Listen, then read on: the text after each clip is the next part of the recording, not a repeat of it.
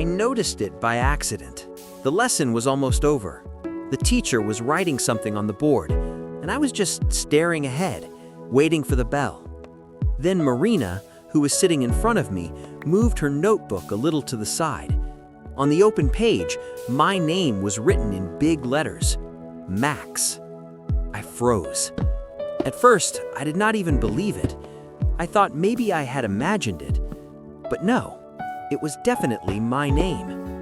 I stared at that notebook like my whole life depended on it. There was something else written next to my name, but I could not see all of it. Only a few words. Weird. Quiet. Never. Inside me, everything suddenly turned cold.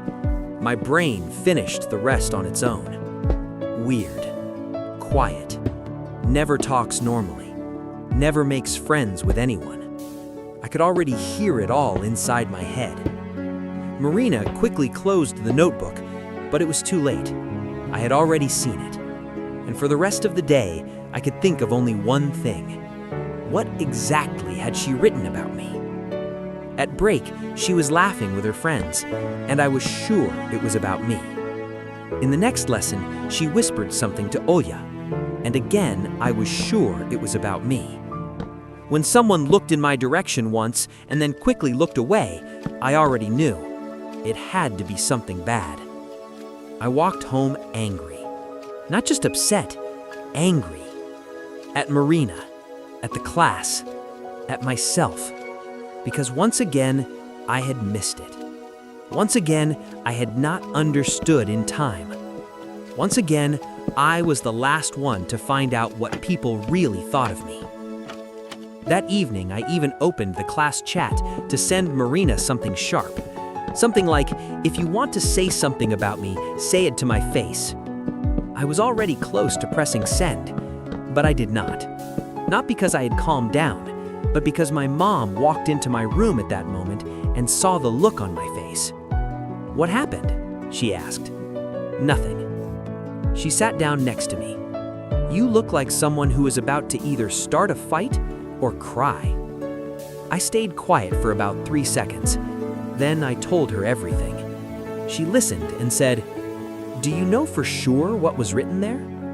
"No, but I saw my name." "And did you imagine the rest by yourself?" I did not answer. That made it feel even worse, because I think she was right. The next day, I came to school determined to do one of two things: either find out the truth or stop torturing myself. After the second lesson, I walked up to Marina. My heart was beating so hard I could barely hear my own voice. "Can I ask you something?" She looked surprised. Sure. Yesterday, I accidentally saw my name in your notebook." At first, Marina just stared at me. Then she suddenly blushed. "You really saw that?" "Yes." "Oh no. So there was something bad written there?" "What? No. I saw the words weird and quiet." Marina was silent for a few seconds. Then she opened her backpack, took out the notebook, and showed me the page. I looked down. It said, "Max is kind of weird because he is quiet, but he never laughs at other people. He is probably actually nice, maybe just shy. I should try talking to him sometime." I read it twice, then once more. "That is about me?" was all I managed to say. "Well, yes," Marina said softly. "Sometimes I write down what I think about people, not to be mean. I actually wanted to understand why you were always by yourself." I did not know where to look. I felt ashamed. Ashamed of my anger, of the class chat I almost used, of all the bad things I had already invented in my head.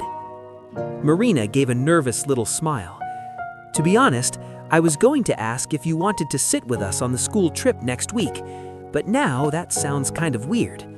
And for the first time since all of this started, I actually smiled. "No," I said, "not anymore." She smiled too. And in that moment, I understood something. Sometimes, it's not other people's words that hurt us the most. Sometimes, what hurts us most are the terrible things we imagine before we know the truth. Moral: what you are afraid to hearing is not always real.